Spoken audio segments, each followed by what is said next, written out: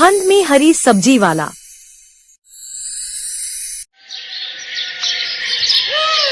चंडीगढ़ शहर में जनवरी की कड़कड़ाती हुई ठंड पड़ रही थी। शहर के कोने पर बसी झुग्गी बस्ती में ठंडी हवा ऐसे चुभ रही थी जैसे बर्फ की सुइयां शरीर में उतर रही हो। उसी बस्ती में रहता था विकास, जो कि एक गरीब सब्जी वाला था। विकास की छोटी सी टिन की झोपड़ी के बाहर टूटा फूटा ठेला खड़ा था, जिस पर सुबह सुबह बेचने के लिए सब्जियां रखी जाती। अंदर उसकी पत्नी नीमा और दो छोटे बच्चे गुड्डू और पिंकी ठंड से कांपते हुए सिकुड़े पड़े थे। विकास, देखो न, पिंकी का बदन भी बिल्कुल ठंडा पड़ा है, कंबल अपना पुराना हो गया है, आज तो चूल्हा भी नहीं जला, घर में लकड़ी खत्म हो गई और खाने के लिए राशन भी नहीं। क्या करूं सीता, आज बाजार में सब्जी नहीं बिकी, लोग भी ठंड में घर से निकलना नहीं चाहते, कुछ दिन से तो कमाई ना के बराबर है। तभी गुड्डू रोते हुए बोले, बाबा मुझे भूख लगी है। कोई बात नहीं जी, घर में थोड़ी सी सब्जी तो है ना कच्ची, आज मैं उन्हीं को काट कर इनके लिए सलाद बना देती हूँ, कुछ तो पेट भरेगा। नीमा ने कुछ कच्ची सब्जियां उठाई और उनका सलाद बनाकर उसमें नमक डालकर खा लिया। उसे खाकर वो सब सो गए। फिर अगली सुबह धुंध से ढकी हुई थी, लेकिन सूरज का नामो निशान नहीं। विकास ठेला लेकर निकल पड़ा तो नीमा ने जाते हुए उससे कहा, विकास विकास, आज कुछ भी हो बच्चों के लिए थोड़ा आटा ले आना, कल भी जैसे तैसे उन्हें यही कच्ची सब्जियां खिलाकर सुला दिया था। हाँ जरूर लाऊंगा सीता, चाहे ठंड में जान ही क्यों न चली जाए, लेकिन अपने बच्चों को भूखा नहीं सुलाऊंगा, आज तो मैं आटा लेकर ही आऊंगा। ऐसा कहकर विकास काम पर चला गया। कुछ देर बाद वो मंडी पहुंचा। अब सब्जी मंडी में अफरा तफरी थी। बड़े बड़े व्यापारी अपने ट्रकों से सब्जी उतार रहे थे। विकास के पास तो वो बस 10 का नोट ही बचा था। मालिक, आज तो मेरी जेब में 10 रुपए ही है। अरे विकास, इतने पैसों में क्या ले जाएगा, आज तो टमाटर ही 50 रुपए किलो है, इतने में तो हरी मिर्च भी नहीं आएगी। साहब आज उधार दे दो, घर में मेरे बच्चे भूखे, कुछ कमाई होगी तो घर में आटा चावल ले आऊंगा। अरे हट, यहाँ भीख नहीं मिलती, समझा, चल अब जा यहाँ से, बाकियों को सब्जी ले जाने दे। हाँ, बेकार का टाइम खोटी कर रहे हो। अब विकास चुपचाप एक कोने में बैठ गया और उसकी आंखों से आंसू टपकने लगे। बेटा ले जा, मेरे पास थोड़ी सब्जी बची है, बेच लेना, जो बन पड़े दे देना। बाबा भगवान हो, आपने मेरी बहुत मदद की। अब विकास के चेहरे पर हल्की मुस्कान आ गई। फिर विकास सड़क के किनारे ठेला लगाकर आवाज लगाने लगा, आलू ले लो, गोभी ले लो, ताजी सब्जी। लेकिन लोग ठंड से बचने के लिए जल्दी जल्दी निकले जा रहे थे। अब कोई रुक ही नहीं रहा था। हे भगवान, तब से खड़ा हूं, लेकिन कोई खरीदने को तैयार ही नहीं। ऐसे ही उसे वहाँ ग्राहकों का इंतजार करते हुए सुबह से दिन हो गया। कुछ देर बाद एक अमीर महिला कार से उतरी। कितने का है आलू? मैडम 30 रुपए किलो। क्या इतना महंगा? चलो ड्राइवर आगे चलते हैं। अरे मैडम रुकिए, मैडम ऐसा मत कीजिए, मैडम कुछ तो लेकर जाइए। लेकिन उस औरत ने उसकी एक नहीं सुनी और वो कार में बैठकर चली गई। हे भगवान, ये कैसे दिन दिखा रहा है तो मुझे, अगर ऐसे ही चलता रहा तो मेरा परिवार तो भूखा ही रह जाएगा। विकास अब प्रभु का नाम लेकर लगातार अपनी प्रार्थना करता रहा। ऐसे ही दिन से दोपहर हो गई, लेकिन उसका कुछ खास नहीं बिका। अब दिन पर दिन ठंड बढ़ती जा रही थी और समय के साथ विकास के हाथ सुन्न हो गए थे। हे भगवान, अगर आज भी कुछ कमाई नहीं हुई तो घर में चूल्हा कैसे जलेगा। तभी सामने से एक पुलिस वाला आया। ठेले वाले, यहाँ खड़ा होने का लाइसेंस है क्या, जो तू इतनी चौड़ में यहाँ खड़े होकर सब्जियां बेच रहा है? लाइसेंस नहीं साहब, वो तो मेरे पास नहीं है साहब, गरीब आदमी हूँ, ठंड में बस 2 पैसे कमाने आया हूँ। तो जुर्माना भर, नहीं तो ठेला उठवा दूंगा। साहब पैसे तो नहीं है। उसकी गरीबी को देखकर पुलिस वाले ने उसे माफ कर दिया और वहाँ से चला गया। फिर कुछ देर बाद उसके पास ग्राहक आए, जिससे उसके पास कमाई हुई। फिर शाम के बाद वो अपना ठेला लेकर घर लौट आया। अब उसके हाथ में सिर्फ 1 किलो आटा और कुछ सब्जियां थी। जब वो उन्हें लेकर घर पहुंचा तो वो बड़ा खुश हुआ। अरे आज तो कुछ ले आए। हाँ नीमा, लाया तो हूँ, लेकिन आज तो बस इतना ही हो पाया। अब गुड्डू और पिंकी आटा देखकर खुश हो गए। आज रोटी मिलेगी, माँ आप जल्दी से खाना बना दो ना, बड़ी जोरों की भूख लगी है। हाँ बच्चों, बस अभी बनाती हूँ। फिर नीमा ने जल्दी से चूल्हा जलाया। ठंड में भी रोटियों की खुशबू से झोपड़ी भर गई। उस रात उन लोगों ने खाना खाया, जिसके बाद वो अपनी उस एक रजाई में सो गए। फिर अगले दिन सुबह वही बूढ़ा किसान फिर आया। विकास बेटा, आज ठंड और बढ़ेगी, लेकिन हिम्मत मत हारना। ये ले, ये मेरे खेत की सब्जियां हैं, तो इन्हीं में से कुछ सब्जियां कल बेच आना। देख ठंड बहुत ज्यादा है और मैं बूढ़ा भी, अब मंडी जाकर इन्हें बेचना मेरे बस की बात नहीं है, इसलिए तू ही इन सब्जियों को बाजार में बेच दिया कर, और जो थोड़ी बहुत तेरी कमाई होगी उसमें से कुछ मुझे दे देना। ठीक है बाबा, मैं बेच आऊंगा। चलिए अब आप भी हमारे साथ खाना खा लीजिए।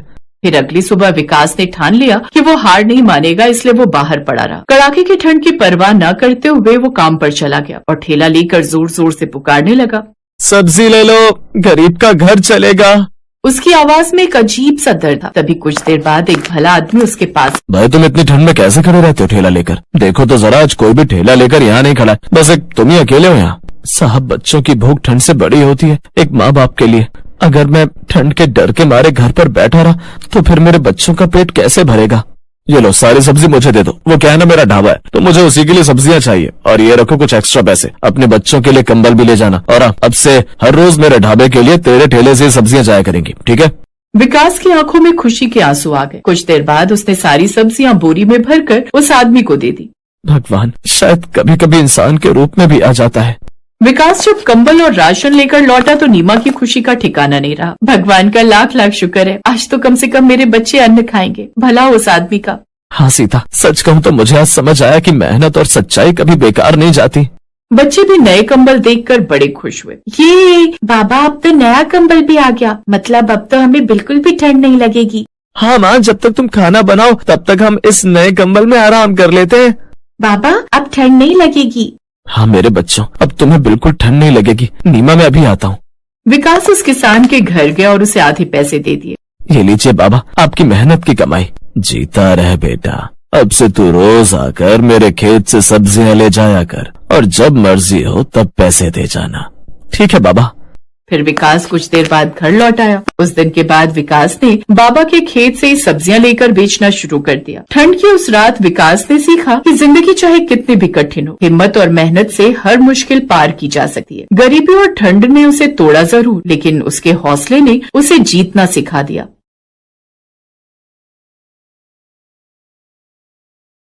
गोमती ने देखा कि सुबह के 5 बज गए हैं। वो जल्दी जल्दी उठी और मंडी जाने के लिए तैयार हो गई। उठ गई गोमती? हाँ, और सुनो, मैं सब्जी लेने मंडी जा रही हूँ। तुम ब्रेड और दूध बंटी को बोल देना, ले आएगा। चाय ब्रेड खाकर ही दवाई लेना। हाँ हाँ ले लूंगा, तू भी ध्यान से जाना। गोमती का पति किशन बीमार रहता था, इसलिए घर का खर्च चलाने के लिए गोमती सब्जियां बेचने लगी। गोमती सुबह सुबह की ताजी सब्जी खरीदने के लिए बड़ी मंडी जाने लगी। गोमती ताजी सब्जियां खरीद कर लाती और बाजार में ताजी सब्जी का ठेला लगाती। सभी ग्राहक जानते थे कि गोमती बड़ी मंडी से ताजी सब्जियां लाती है, इसलिए सुबह सुबह गोमती के ठेले पर सब्जी खरीदने के लिए ग्राहकों की भीड़ लग जाती थी। 1 किलो आलू, प्याज, टमाटर और हाँ, आधा किलो करेला, भिंडी और अरबी भी कर दो। 1 किलो खीरा निकाल देना। हाँ हाँ, अभी कर देती हूँ। तभी एक औरत गोमती के पास आती है जिसका नाम मेघा था। वो गर्भवती थी और सुबह सुबह टहलने के लिए निकलती थी। मेघा का नियम था, वो गोमती से ताजी सब्जियां लेती हुई ही घर जाती थी। गोमती, मैंने तुम्हें कच्चे आम बोले थे, लाई हो क्या? हाँ हाँ मेघा दीदी, आपके कच्चे आम मैंने पहले ही अलग ले लिए थे। ये देखो ताजे ताजे कच्चे आम। अरे वाह, इन कच्चे आमों को देखकर तो मेरे मुंह में पानी आ रहा है। वैसे कुछ भी कहो, सुबह सुबह की ताजी सब्जी की सुगंध ही अलग होती है, जो पूरे बाजार में सिर्फ तुम्हारे ठेले पर ही मिलती है। मुझे लगता है तुम बहुत मेहनत से सुबह सुबह बड़ी मंडी से ताजी सब्जियां लाती हो। कितने बजे उठ जाती हो गोमती? मेघा दीदी, रात को देर से सोती हूँ और आप तो जानती ही हो, बंटी के पापा की तबीयत ठीक नहीं रहती। पूरे घर का काम देखना होता है, फिर सुबह सुबह मंडी निकलती हूँ 5 बजे उठकर। उसके बाद घर जाना ही नहीं होता, सीधे यहीं आ जाती हूँ और ठेला तैयार करती हूँ। और कोई सब्जी चाहिए, दे दूं क्या? और आज आप अकेले आए हो, अक्सर तो आपके साथ अमर भैया होते हैं। हाँ, अमर को कुछ दिनों के लिए ऑफिस के काम से बाहर जाना पड़ा, आ जाएंगे बोल रहे हैं। वैसे मैंने माँ को बुला लिया है, अकेली होती हूँ ना घर पर तो मन ही नहीं लगता।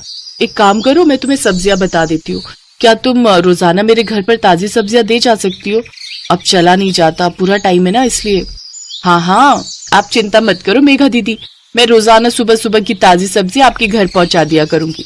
इस हालत में आप अपना ख्याल रखो और किसी भी चीज की जरूरत हो तो मुझे वो भी कह देना, मैं ला दिया करूंगी। मैं तो बड़ी मंडी जाती रहती हूँ। बहुत बहुत धन्यवाद गोमती, नहीं तो आजकल इतना कौन करता है। ठीक है, अब मैं चलती हूँ, ये मेरा फोन नंबर है, मैं तुम्हें सब्जियां बता दिया करूंगी, तुम पहुंचा दिया करना। ठीक है दीदी, इसमें अपना नंबर आप खुद ही डाल दो, मुझे डालना नहीं आता। हाँ हाँ लाओ। मेघा अपना नंबर गोमती के फोन में सेव कर देती है और उसका नंबर भी अपने फोन में ले लेती है। मेघा गोमती को फोन पर बता देती थी कि उसे सब्जी में क्या चाहिए। हेलो, हाँ मेघा दीदी, ठीक है, मैं अभी ठेले पर पहुंचूंगी ना तो पहले आपकी सब्जियां ही अलग करके दे जाऊंगी, उसके बाद ठेला लगा लूंगी। ठीक है गोमती, तुम्हारी ये सब्जी वाली बहुत अच्छी है, बेचारी रोजाना सुबह सबसे पहले तुम्हारी ही सब्जियां अलग करके दे जाती है। इसकी दी हुई भिंडी मैंने कल काटी थी, एक भिंडी खराब नहीं निकली, सब ताजी कच्ची कच्ची भिंडी थी। हाँ माँ, बहुत अच्छी है गोमती, पर बेचारी का पति बीमार रहता है, 3 छोटे छोटे बच्चे हैं, अकेले ही सब्जी बेचकर घर का गुजारा कर रही है। गोमती सच में बहुत अच्छे स्वभाव की थी। ये बात मेघा और उसकी मम्मी जानते थे। एक दिन बहुत तेज बारिश हो रही थी, सड़कें पानी से भर गई थी, निकलने का भी कोई रास्ता नहीं था। गोमती सब्जियां तो ले आई थी पर ठेले पर नहीं लगा रही थी। आज तो बारिश ने परेशान कर दिया। सोच रही हूँ ठेला रुक कर लगाऊं, सड़कों पर पानी भरा हुआ है, कोई सब्जी लेने नहीं आएगा, थोड़ी देर बाद ही लगाऊंगी। अभी सारी सब्जी की बोरियां यहीं साइड में रख देती हूँ। एक काम करती हूँ, मेघा दीदी ने कल कच्चे आम बोले थे और बाकी सब्जियां भी तब तक उन्हें दे आती हूँ। आज उनका फोन भी नहीं आया, उन्हें लगा होगा कि मैंने बारिश के चलते सब्जी नहीं लगाई होगी। बारिश का पानी भी थोड़ा उतर जाएगा, बोरियां यहीं ठेले पर बांध जाती हूँ। गोमती ने सब्जी की बोरियां ठेले पर बांध दी और ठेले को जंजीर से बांधकर वो सब्जियां देने के लिए मेघा के घर चली जाती है। पर वो देखती है कि मेघा की तबीयत बहुत खराब है और जिस डॉक्टर से उसका इलाज चल रहा है वो उसका फोन नहीं उठा रही है। अस्पताल में भी कोई फोन नहीं उठा रहा, जिस वजह से मेघा और उसकी मम्मी बहुत परेशान हो रहे थे। मम्मी, कोई भी फोन नहीं उठा रहा, मेरा दर्द बढ़ता जा रहा है, मुझे लग रहा है मेरा लेबर पेन स्टार्ट हो गया है। मुझे भी यही लग रहा है कि तुम्हारे बच्चे का दर्द शुरू हो गया है। एक तो बारिश में कोई कैब भी बुक नहीं हो रही। आंटी जी, आप चिंता मत करो, यहाँ थोड़ी दूरी पर ही मेरी जान पहचान वाले एक ऑटो वाले भैया रहते हैं, मैं अभी उन्हें लेकर आती हूँ। मुझे लगता है आज बारिश की वजह से वो काम पर नहीं गए होंगे। गोमती उस ऑटो वाले के घर जाती है जिसे वो जानती थी। बारिश की वजह से ऑटो वाला भैया आज काम पर नहीं गया था। गोमती के कहने पर वो अपना ऑटो निकाल लेता है। वो सब मेघा को अस्पताल ले जाते हैं। गोमती मेघा की मम्मी के साथ वहीं रहती है। बारिश भी अब रुक चुकी थी, पानी सड़कों से उतर गया था। मेघा के हस्बैंड को जब ये बात पता चलती है तो वो सीधा हॉस्पिटल ही आ जाता है। मेघा एक बेटी को जन्म देती है। थैंक यू गोमती, अगर आज तुम ना होती तो ना जाने कितनी परेशानी हो जाती। अमर, तुम्हें पता है गोमती ही ऑटो वाले भैया को लेकर आई थी। थैंक यू गोमती, तुमने आज हमारी बहुत मदद की है। इसमें थैंक यू की कोई बात नहीं है भैया, ये तो मेरा सौभाग्य है कि मैं मेघा दीदी की मदद कर सकी और मैं बहुत खुश हूँ कि मेघा दीदी ने इतनी प्यारी सी गुड़िया को जन्म दिया है। अब तो मैं मिठाई खाऊंगी। गोमती को ध्यान ही नहीं रहा, वो अपना ठेला और सब्जियां सुबह से छोड़कर आई हुई थी। सब सब्जी वाले बारिश की वजह से वहां से जा चुके थे। गोमती देखती है उसका ठेला और सब्जियां कोई चोरी करके ले गया।